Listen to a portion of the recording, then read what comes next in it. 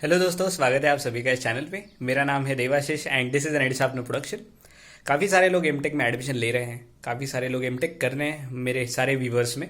और कुछ लोग हैं जो इंडस्ट्री में काम कर रहे हैं लेकिन जिनको स्विच करना है एकेडमिया में। तो जो भी लोग हैं जो एकेडमिया में जाना चाहते हैं, पढ़ाना चाहते हैं, असिस्टेंट प्रोफेसर जैसे जॉब्स ढूंढना चाहते हैं, उनके लिए ये वीडियो मैं बना रहा हूँ। और इस वीडियो में आपको बताऊंगा कि एक टिपिकल काम जो होते हैं असिस्टेंट प्रोफेसर के वो क्या होते हैं। जैसे एकेडमिया में एज ए टीचर आपको कौन से काम करना पड़ सकता है। कई सारे लोगों का ऐसे ऑब्जेक्टिव हो सकता है कि हम असिस्टेंट प्रोफेसर की जॉब लेके एग्ज़ाम्स की प्रिपरेशन कर लेंगे, गवर्नमेंट एग्ज़ाम्स की वगैरह। तो वो भी लोग सुन लो, क्योंकि आपको डिसीजन लेने में इम्पोर्टेंट रहेगा कि अच्छा कितना काम होता है और कितना टाइम आपको मिल सकता है, या आप जज कर पाओगे। मैंने मेरे एमटेक के बाद 1.5 साल के लिए AKTU मतलब अब्दुल कलाम टेक्निकल यूनिवर्सिटी में असिस्टेंट प्रोफेसर करके काम किया था, एक प्राइवेट यूनिवर्सिटी में। तो मैं इस वीडियो में मोस्टली प्राइवेट यूनिवर्सिटीज़ के बारे में बात करूंगा। IITs और NITs में अगर आप असिस्टेंट प्रोफेसर बनते हो, that is one of the kind of dream job. तो उसके लिए मैं अभी बात नहीं करूंगा, मैं बल्कि एक्सपर्ट्स बुलाने वाला हूँ उसके लिए। लेकिन इस वीडियो में प्राइवेट यूनिवर्सिटीज़ को हम कवर करेंगे। तो शुरू करते हैं। 3 तरह के आपकी रिस्पॉन्सिबिलिटीज़ हो सकती है दोस्तों जब आप असिस्टेंट प्रोफेसर बनते हो, ठीक है। तो पहली रिस्पॉन्सिबिलिटी हो गई डिपार्टमेंटल लेवल, दूसरी रिस्पॉन्सिबिलिटी हो गई इंस्टीट्यूट लेवल, और जो तीसरी रिस्पॉन्सिबिलिटी है वो यूनिवर्सिटी लेवल। तो सबसे पहले बात करते हैं डिपार्टमेंटल लेवल जॉब्स की। मतलब डिपार्टमेंटल लेवल पे आपको क्या क्या रिस्पॉन्सिबिलिटीज उठानी पड़ेंगी उसकी। बेसिकली कई सारे लोग, मुझे सबसे पहले ये बता देता हूँ कि कई सारे लोग ये पूछते हैं कि आप इंटरडिसिप्लिनरी से थे, तो अगर होते हो तो आपको कौन से सब्जेक्ट पढ़ाने को मिलते हैं। तो सबसे पहले तो ये तो क्लियर हो गया कि इंटरडिसिप्लिनरी में होके भी आप किसी कोर डिपार्टमेंट में लगते हो। मैं एनर्जी स्टडी से था और मैं इलेक्ट्रिकल इंजीनियरिंग में काम कर रहा था, और मुझे उन्होंने ऑफर किया था इलेक्ट्रोमैग्नेटिक फील्ड थ्योरी या फिर माइक्रो प्रोसेसर्स। मैंने चुना इलेक्ट्रोमैग्नेटिक फील्ड थ्योरी। अभी आप पे नहीं होता। इतने सारे सालों से वहाँ पे जो लोग काम कर रहे हैं वो भी तो कुछ सब्जेक्ट पढ़ा रहे हैं, वो अपने अपने आसान पसंदीदा सब्जेक्ट चुन लेते हैं। फिर जो नए से ज्वाइन किए हुए लोग हैं उनको तो कुछ ऐसे सब्जेक्ट ऑफर हो जाते हैं कि जो टफ है या फिर कोई पढ़ाने नहीं चाहता। तो ऐसे ही सब्जेक्ट्स में से आपको चुनना है। तो ऐसे आपके दिल पे नहीं कि मैं यही पढ़ाऊंगा या फिर वो ही पढ़ाऊंगा। चॉइस मिली तो बहुत अच्छी बात है, आपके हिसाब से आप सब्जेक्ट चुन लो। लेकिन मोस्ट ऑफ द टाइम ऐसा आपको चॉइस नहीं मिलेगा, 2-3 ही चॉइस रहेंगे, उसमें से आपको कुछ चुनना पड़ेगा। तो मैंने इलेक्ट्रोमैग्नेटिक फील्ड थ्योरी चुना था।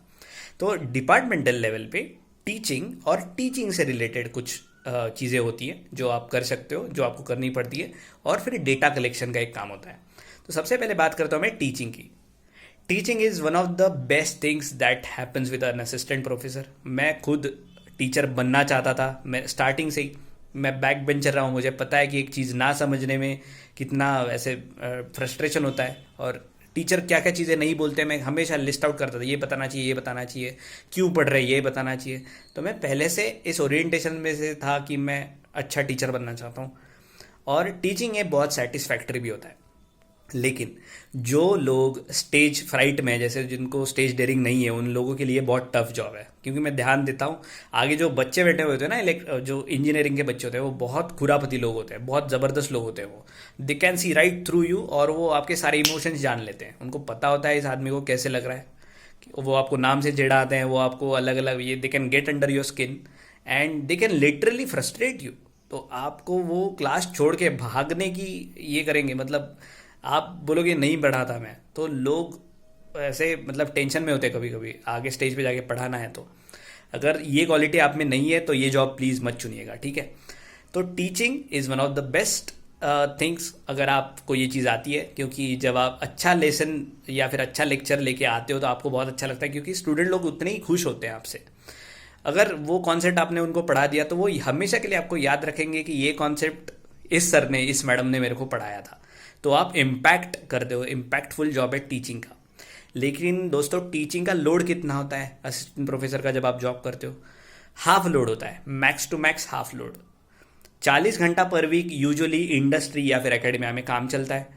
उसमें से मैक्स टू मैक्स 20 घंटा आप सिर्फ पढ़ाई का काम करोगे, पढ़ाई मतलब पढ़ाने का काम करोगे। और उसमें भी कुछ घंटे तो आप लैब्स लोगे। लैब में क्या करना होता है? लैब में तो बस बैठे रहो, हर कोई प्रैक्टिकल कर रहा है क्या देखो, उनके रिकॉर्ड चेक करो, ऐसे ही काम होते हैं। बचा हुआ जो पढ़ाने का काम है, तो हर दिन आप समझ लो 2 घंटा आपने पढ़ा लिया, 3 घंटा पढ़ा लिया, तो 15 घंटा वगैरह आपको पढ़ाना पड़ता है। जो कि मुझे कम लगता था। मुझे ऐसा लगता था कि सिर्फ पढ़ाना है, सिर्फ पढ़ाना है, लेकिन सिर्फ पढ़ाने का काम नहीं होता, दैट इज़ द थिंग। और पढ़ाने के अलावा क्या होता है, तो डिपार्टमेंटल लेवल पे डेटा एंट्रीज के जॉब होते हैं, data entry, data collection, student लोग का डेटा, प्रोफेसर लोग का डेटा। अभी डेटा क्यों कलेक्ट करना पड़ता है भैया? क्योंकि जो एनबीए या एनआईआरएफ जो कमिटीज़ आती है, ये डिपार्टमेंट्स को ग्रेडिंग करती है, इनको ये डेटा दिखाना पड़ता है। डेटा दिखाना ही नहीं पड़ता तो उनके प्रूफ्स भी मेंटेन करने पड़ते हैं कि हाँ इस बच्चे को इतने मार्क्स मिले थे, तो इसका पेपर भी है, हम दिखा सकते हैं। तो ये सारे रिकॉर्ड्स भी आपको ट्रैक पे रखने पड़ते हैं। तो भैया डेटा एंट्री और डेटा कलेक्शन का बहुत सारा काम होता है। और अगर ये आपको पसंद नहीं है, मेरे को बिल्कुल पसंद नहीं था, ये एक एलिमेंट है, मैंने जॉब क्यों छोड़ा, लेकिन दैट इज़ नॉट ऑल। तो ये एक एलिमेंट है, ध्यान देना, data entry, data collection departmental level पे। डिपार्टमेंटल लेवल पे अलग भी काफ़ी सारे काम होते हैं, जैसे किसी को जैसे टाइम टेबल बनाना होता है, किसी को जैसे हर फैकल्टी का डेटा कलेक्ट करना होता है, किसी को जैसे सिर्फ एक पर्टिकुलर बैच का डेटा कलेक्ट करना होता है स्टूडेंट लोग का, कि वो कब ग्रेजुएट हुए, कौन से कंपनी में काम कर रहे हैं, कुछ भी हो सकता है, इट कुड बी एनीथिंग। तो डिपार्टमेंटल लेवल पे क्लियर हो गया टीचिंग और डेटा कलेक्शन। अभी बात करते हैं इंस्टीट्यूट लेवल पे क्या होता है। तो इंस्टीट्यूट लेवल पे आप एग्जाम्स कंडक्ट करते हो, तब आपको इन्विजिलेशन वगैरह करना पड़ता है, ठीक है। इन्विजिलेशन आपको सबको पता ही है कि 3 घंटा जाओ, पेपर चेक करो, पेपर चेक नहीं करो, पेपर मतलब लोगों पे ध्यान दो, बहुत सबसे बोरिंग काम है वो। आप कभी भी देख लो, कोई भी इन्विजिलेटर होता है ना, बोर हो जाता है। और मैं भी बोर हो जाता था। इंस्टीट्यूट लेवल पे तो पैसा भी नहीं मिलता आपको, मतलब जैसे पैसा कब मिलता है मैं बताता हूँ, लेकिन इंस्टीट्यूट लेवल पे आपको कई सारे काम करने पड़ते हैं। जैसे कल्चरल फेस्ट हो गया, टेक्निकल फेस्ट हो गया, तो आपको कोऑर्डिनेटर बना देंगे, आपको डिपार्टमेंटल रिप्रेजेंटेटिव बना देंगे, तो वो फलाना डिमा का कुछ काम आपको होते हैं, और उसमें आपको वीकली 1 2 3 4 घंटा जा सकता है। वैसे ही दोस्तों यूनिवर्सिटी लेवल के कुछ काम होते हैं। यूनिवर्सिटी लेवल पे क्या काम हो सकते हैं? यूनिवर्सिटी लेवल पे सेम काम होते हैं, जैसे फाइनल एग्जाम होती है, उसके बाद आपको पेपर चेक करना या फिर एक्सटर्नल एग्जामिनर करके जाना। पेपर चेक करना और एग्जामिनर जाने में पैसा मिलता है जब आप यूनिवर्सिटी लेवल पे काम करते हो। हर बच्चे के पीछे जब आप एक पेपर चेक करते हो तो 21 रुपया मिलता है, और टीएडीए 200 रुपये मिलता है। मुझे ऐसे लोग पता है कि जो एंड सेमेस्टर एग्जाम के बाद कुछ टीचर्स कॉलेज में पेपर चेक करके 1 महीने में 40,000 कमा लेते थे। तो ये अर्निंग अपॉर्चुनिटी आपके लिए ओपन हो जाती है कुछ टाइम के लिए, असिस्टेंट प्रोफेसर जब आप होते हो।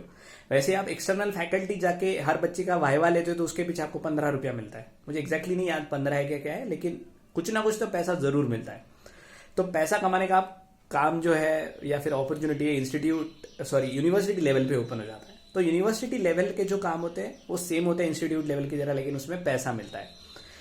जो फाइनल एग्जाम जो होती है, जैसे जिसमें आप इन्विजिलेटर वगैरह जाते हो, उसमें भी पैसा मिलता है यूनिवर्सिटी लेवल पे।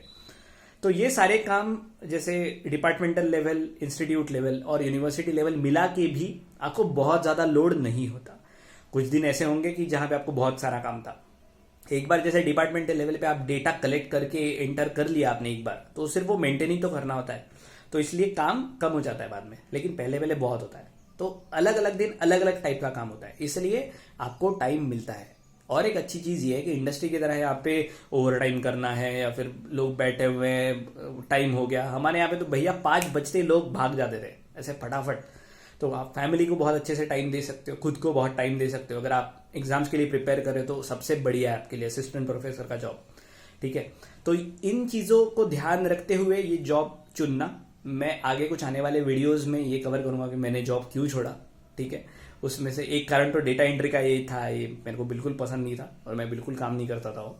लेकिन ये जो मैंने कुछ डिस्क्राइब किया, इसके अलावा भी कुछ काम होते हैं। जैसे हॉस्टल में आपको वार्डन के साथ रुकना पड़ता है कभी कभी, तो हॉस्टल कोऑर्डिनेटर बनाया जाता है आपको कभी कभी, परमानेंट नहीं, लेकिन आपका टर्न आता है। हर फैकल्टी को, मेल फैकल्टी को जैसे मेल हॉस्टल में रहना वगैरह वगैरह, ऐसी चीज़ें करनी पड़ती है।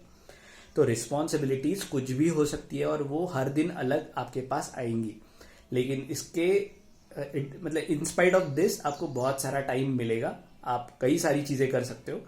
मैं काफ़ी सारी चीज़ें सीखा था, मैं मेरा फ्रीलांसिंग करता था असिस्टेंट प्रोफेसर जब था, तो मेरे को भी काफ़ी टाइम मिलता था। You can choose to spend your time the way you like. मैंने असिस्टेंट प्रोफेसर की जो मेरी सैलरी थी उसका वीडियो बनाया लास्ट टाइम, तो वो यहाँ पे देख सकते हो आप ऊपर, ठीक है। आपको कुछ भी डाउट्स हो इस पर्टिकुलर ये डिस्क्रिप्शन में, तो मुझे लिख के बताओ और आपके लिए अच्छे से चुनो। मैं अनबायस होते हुए ये सब शेयर करना चाह रहा था। आपको पता होना चाहिए कि आप किस इंडस्ट्री में जा रहे हो। काफ़ी सारे लोग टीचिंग करके ही जाते हैं और टीचिंग का काम आधा ही होता है और आधा काम तो बिल्कुल एकदम वाहियात सा काम होता है कि पसंद नहीं आ रहा लोगों को। इसमें मैं बाद में बात करूंगा ऑब्वियसली, ठीक है। लेकिन अभी ध्यान रखो, ये सारी चीज़ें ध्यान रख के अपना करियर पाथ चुनना, ठीक है। All the very best. कुछ भी डाउट्स हो तो नीचे लिखो, मैं धीरे धीरे सारे कमेंट्स की रिप्लाई करने की सोच रहा हूँ। एंड जो भी आपको नए टॉपिक्स चाहिए वो भी मुझे लिख के बताओ। ऑब्वियसली अगर आपने सब्सक्राइब नहीं किया तो सब्सक्राइब करना, ठीक है। मिलेंगे जल्दी ही, तब तक के लिए ज्ञान पीते रहिए।